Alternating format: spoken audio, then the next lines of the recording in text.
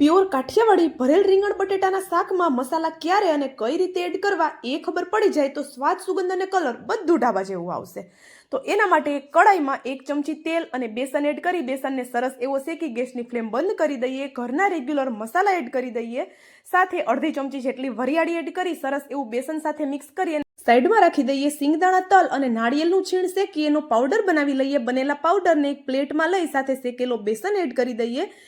1 ચમચી જેટલો ગોળ અથવા તો ખાંડ એડ કરી દઈએ અને 2 ચમચી જેટલી સ્પેશિયલ ચટણી એડ કરી દઈએ. આ સ્પેશિયલ ચટણીની રેસીપી મેં આ શાકના ડિટેલના વિડીયોમાં આપેલી છે, તો તમે એ વિડીયો ચેક કરી શકો છો. બાયોમાં લિંક હું આપી દઈશ. 2 મુઠ્ઠી જેટલા ધાણા અને 2 ચમચી જેટલું તેલ એડ કરી સરસ એવો મસાલો બનાવી રીંગણ બટેટામાં ભરી લઈએ.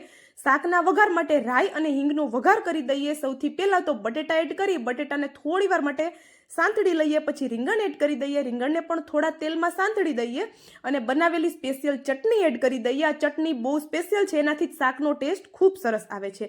ઘરના રેગ્યુલર મસાલા એડ કરી સરસ એવું મિક્સ કરી દઈએ. જરૂર લાગે એટલું ગરમ પાણી એડ કરી દઈએ અને બચેલો મસાલો એડ કરી કુકરનું ઢાંકણ બંધ કરી 2 થી 3 વિસલ લઈ લઈએ. 2 થી 3 વિસલ પછી ખોલી ઉપરથી લીલા ધાણા એડ કરી દઈએ તો આપણું ગરમા ગરમ ભરેલ રીંગણ બટેટાનું શાક તૈયાર છે.